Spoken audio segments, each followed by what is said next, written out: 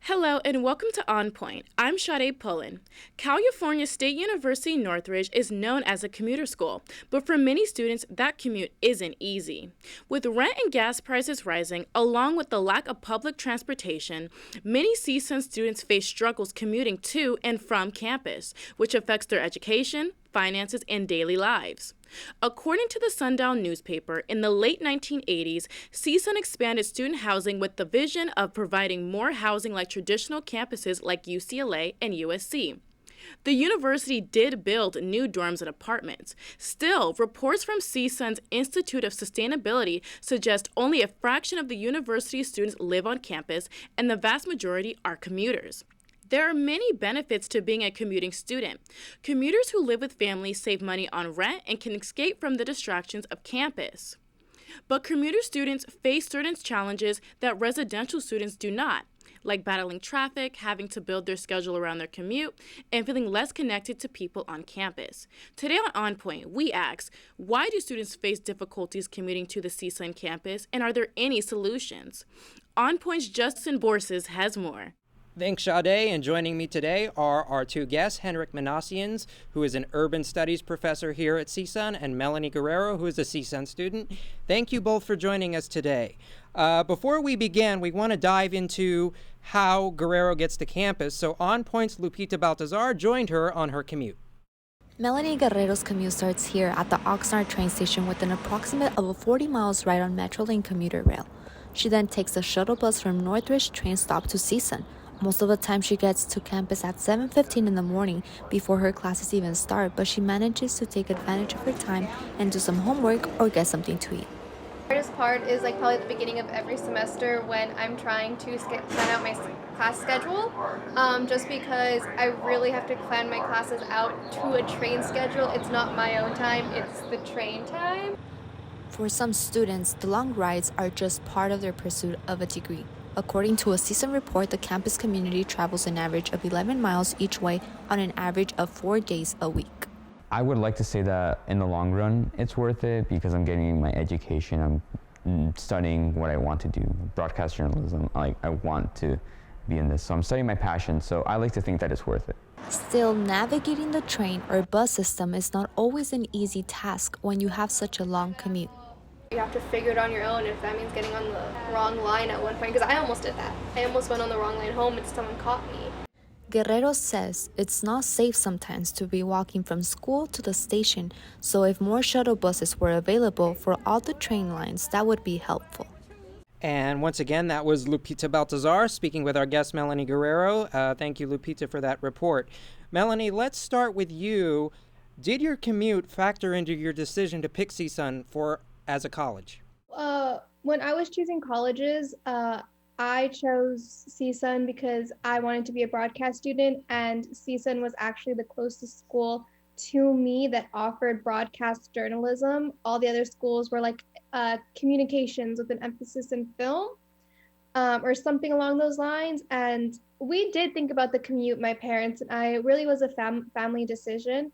I had family members who are CSUN alums, so we always thought either I would live here or I would drive here. And then it wasn't until maybe right before the pandemic, right before I applied, that we realized the train was an option. It was just something that just popped into our heads. And we just didn't realize, again, that whole train schedule. But yeah, I would say it factored just a little bit. And Henrik, Los Angeles is known for having some of the worst traffic in the United States. What does it say that many students choose to commute to CSUN, many of them driving alone despite that gridlock? Yeah, part of the problem that Los Angeles is facing is disconnected form of public transit system. And majority of the public transit money, in fact, it goes into light rail instead of more connected designated lanes for buses. And as a result, we are seeing that more and more it's very difficult for public in general, and specifically CSUN students, to rely on public transit system in order to be able to get to campus in a timely fashion. And simultaneously, we are a commuter campus. It means that a lot of students, they come here for classes and then they have to go and work. So as a result, public transit system, if you're going to spend an hour or more each way, it's not going to work out. So that's why a lot of students, they rely on driving. And Melanie, one way to eliminate this commute would be to live on campus. Is living on campus an option for you? Yes and no. Yes, in the sense that it is something my parents are willing to do. They're willing, my whole family is willing in to be kind of the support system to have me live off there. But in a way, it's also not, just because the cost of living is just way too high over here. And the extra work that I would need to put in to actually live on campus, it considering that I only go to classes 3 times out of the week, twice out of the week, it just wouldn't be an equal balance. And Henrik, to follow up on that question, how does the economic structure factor in to CSUN students choosing this campus? Is it feasible? Are there ways that it can be more cost effective? Definitely. I mean, housing is a challenge, and living on campus is not inexpensive. In fact, housing on campus is extremely expensive. And I'm not arguing that housing off campus is better, but off campus, someone like Melanie has an option of living with family, getting support from family or extended family. Many people are doubling up, tripling up in order to live in an apartment, two-bedroom apartments, 3-bedroom apartments. You don't have those options with campus housing. Campus housing usually is 2 students per room, and the cost is sometimes prohibitive, and that's the reality, that it's very difficult. And again, being a commuter campus, I think students are more reliant on their personal automobiles to go around, and that's how Los Angeles it's been designed, going back to the turn of the previous century, that we eliminated any forms of short-term, short-distance trolley type of transportation, and we replaced it with highways and eventually heavily reliant on automobiles. And now we are trying to reverse that in a place that is already facing sprawl. And that's why many of our students, they have to, even that 11 miles that you're talking about, it could take half an hour or more sometimes to be able to get to campus driving.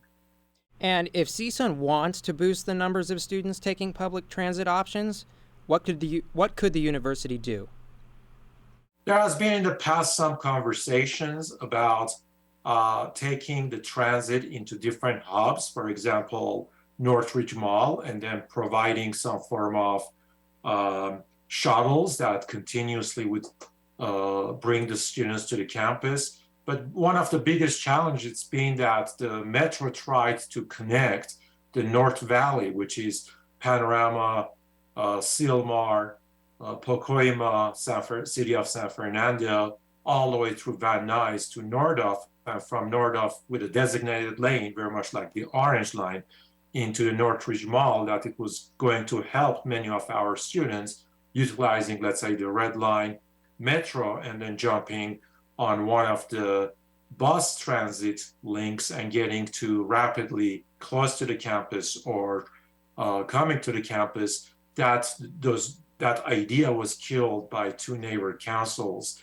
Balboa and Northridge Neighborhood Council. So as a result, that's on the back burner, and the metro is not planning to build that. So the campus can do a number of things, but it requires a bigger collaboration with the public systems and the metro in order to identify places that where the students are coming and where could be the hub, and then provide some form of a shuttle in order to bring them rapidly to the campus. And Melanie, does your commute affect your class schedule? Does it affect the ability for you to take the courses you want or need in the way that you want to structure it? Oh, completely, 100%. When I was talking to Lupita, I did mention that when I do my schedule of classes, I can't do it on my own time or on my work time. I have to look at the train schedule first, because that's the thing about the train schedule. It is never really the same. For my area, I am a little lucky just because there's not really a lot of changes, but also unlucky because there aren't a lot of changes, meaning there's not a lot of lines available to me. So every semester, I just have to look at the train schedule first, look at the classes available, and then I do my work schedule last and pray that I can get enough shifts in to pay for the ticket that I need and food on campus, and just go with it. And if I remember, there was a talk about one of the classes that I needed to graduate might not being available to me this semester, which is my last semester, and it would have meant having to stay an extra semester, an extra semester of tuition that I just didn't have, and so that was very scary. And following up on that, AAA says that in LA County, gas prices are more than $5 per gallon right now. Have these higher prices affected your choices? Oh, yes. Again, that's another reason why I'm very thankful for the train, even though it is a bit of a hassle at times, because where I'm from, yeah, it's $5 a gallon. And then to drive almost 40 miles, 40 miles to and then 40 miles back 3 times a week, I would be spending so much money a week on gas versus with a train ticket, I only have to buy a pass maybe every 2 or 3 weeks versus a tank of gas. And Henrik, in terms of students, over 60% of them say they don't use public transportation to come to CSUN, and most are commuting alone, as you hinted at earlier. Why is that?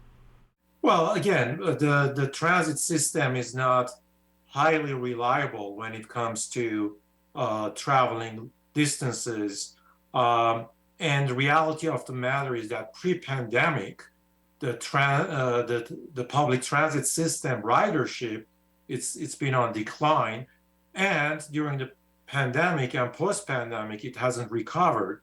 So Metro, in order to be able to recover their costs, they are cutting back from the various lines and how long you have to wait until you could change your line or get on the bus or the train system in order to commute. As a result, you see Melanie has to look at her schedule first, which is the transportation side of it, before she can schedule her classes. And that's one of the reasons. I mean, if you have to sacrifice something, some people, they prefer to be on campus twice a week.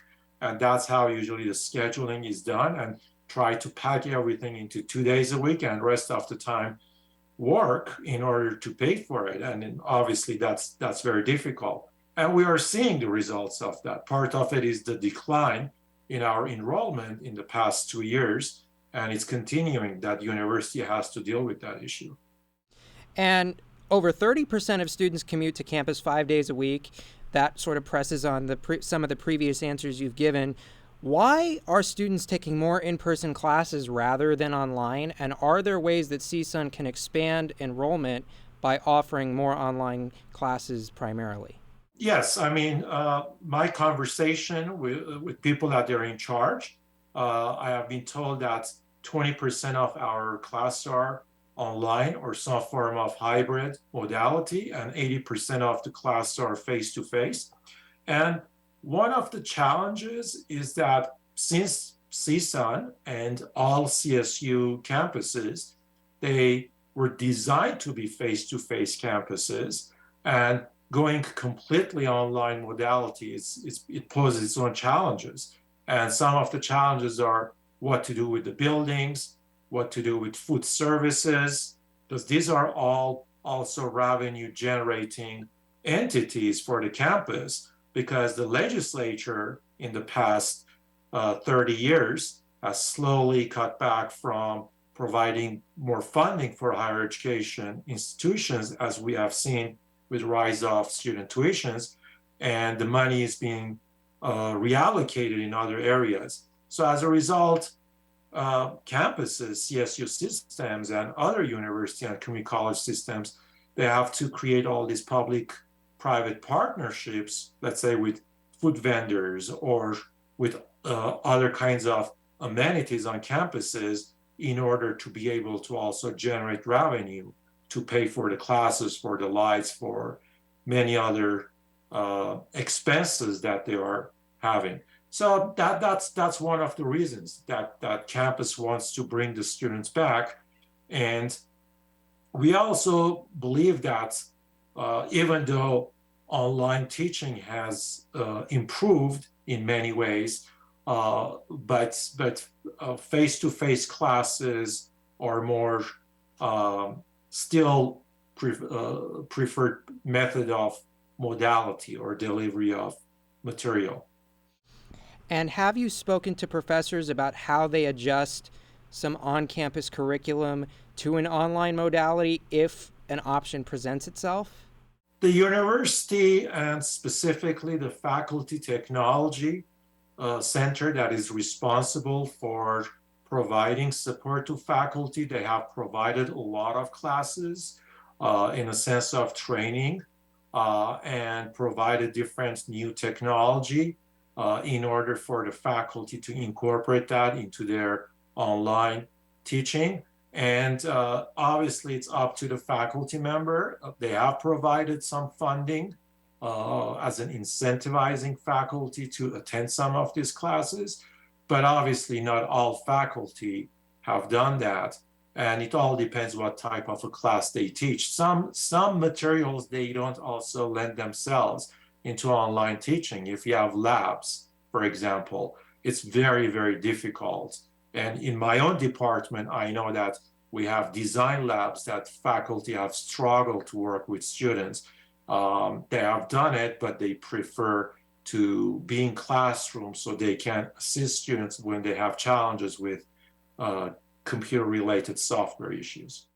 And Melanie, are online classes an option for you to ease the stress of coming to campus, and how have you incorporated it into your schedule?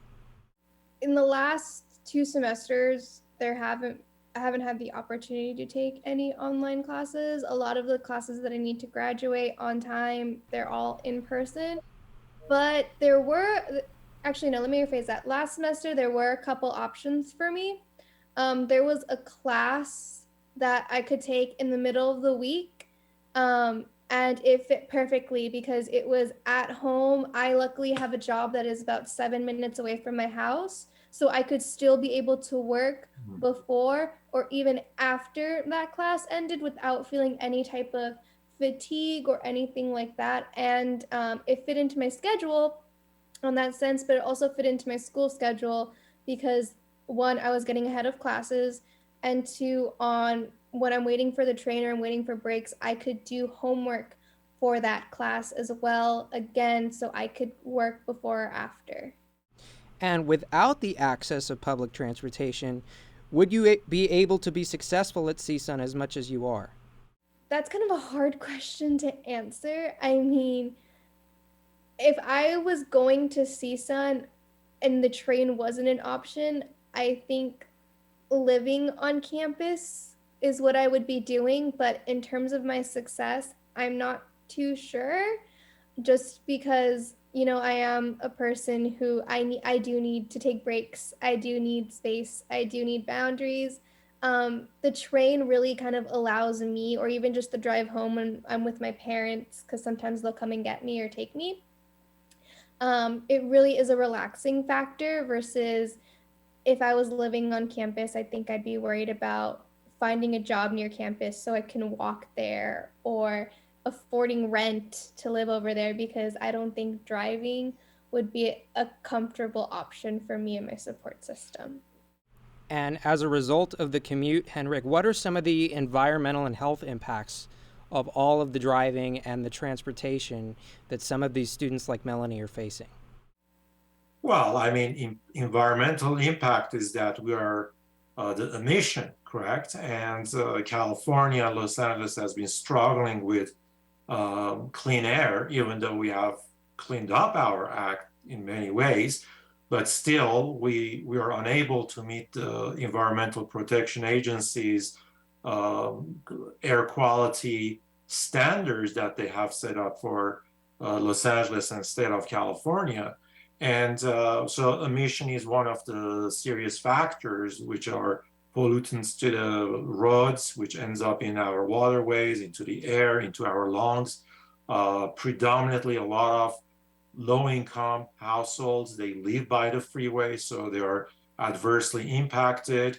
And also waste of time. I mean, spending so much time in traffic, from the economist's perspective, it's a loss of productivity. In fact, the $1.2 billion that we spend on expansion of 405 between Westwood and 101 connector, the idea was that it was supposed to improve the traffic by 2 minutes. And actually, it made the traffic worse by 3 minutes, which is reflection of just showing that you build, more cars are going to come. Okay, so ultimately, a good public transit system and what we call it more densely planned communities are where we can improve for people to get to their jobs and have less environmental impact, et cetera, et cetera. So it has serious consequences, and we're talking about climate change, and automobiles are primary polluters in the state of California with close to 30 million cars in this state. And Melanie, we'll close with you, and you can elaborate on this. How does traffic factor into the time of when you leave and how you manage your classes? So I take the Metrolink and the Amtrak. The train station on paper and through what Google Maps says or whatever is about 5-7 minutes from my house, which is pretty good. But it's so funny because there's one train that I take at 6:12, so I leave my house at 5:45. I get there in that 5-7 minute time frame, no problem. But there's another train that I take on Wednesdays. That one leaves the station at 7:54, and I have to leave my house at 7:25 because traffic. There's this thing called 5 Points by my house. It's just like 5 different traffic stops. You can get stuck there for a whole 5 minutes, 3 minutes if you miss the green.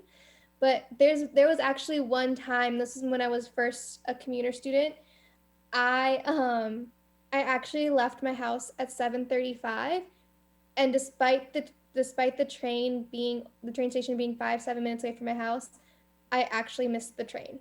Like, I pulled into the train station as the train was literally leaving the railroad, and I had a whole 20-minute grace period by the time I left my house. So from that perspective, it can get a little tough. You do have to be very on time when you're preparing for a train station. In terms of getting to school from the train station, like, because there's a shuttle that picks us up, I haven't had any problems with that. That's mostly just because I schedule my classes so that by the time I get to campus, I have about a 40-minute grace period. So that's never been a difficulty for me. But another thing that I don't think people realize when they're commuting students or train students, train traffic is a thing. I didn't know, but it is. There will be times when the train gets delayed because another train is off kilter. And it could be like, for example, if I'm taking the Metrolink, the Amtrak train could be just a little bit off schedule, but it means the Metrolink is off schedule because they kind of share a railroad. If one train is having some difficulties or they had to do an emergency stop, all trains have to stop behind them. 2 trains can't actually go by each other. So this is another thing that happens a lot. I believe it's in the Simi Valley Moore Park area. There's a couple of times where we actually have to stop, like literally right in the middle of the mountains. Sometimes right when we're about to hit a tunnel because there's a train coming from the other direction and we have to slow down to let that train pass. And when it's fully passed, that's when we can speed up again. it's a whole thing. Sometimes, and then train delays, like I said. And Henrik, we're going to close with you with a very brief answer to this question. How do you think CSUN can make transportation easier for commuter students? Well, CSUN is already conducting a survey of how we get to the campus in order to gain a better understanding of what type of services we can provide. I have my own ideas. It could be some regional off-campus places that we can have satellite campuses, for example. That would be one solution. Obviously, main point would be to work with Metro to identify the points that students they come to campus and to be able to provide better bus system or better transportation system. So to solve the problem is not just CSUN's ability as an institution, but is the larger entity of the public systems that has to work, and CSUN is another public institution, to work with CSUN and other university systems and community colleges in order to provide better transportation means to our students. All right. Thank you both so much. I appreciate your time. Great conversation. We're going to let you guys go now. Thank you for joining us, and we truly appreciate it. Thank you. Thank you for having us. Thank you. This is CSUN On Point. We'll be right back.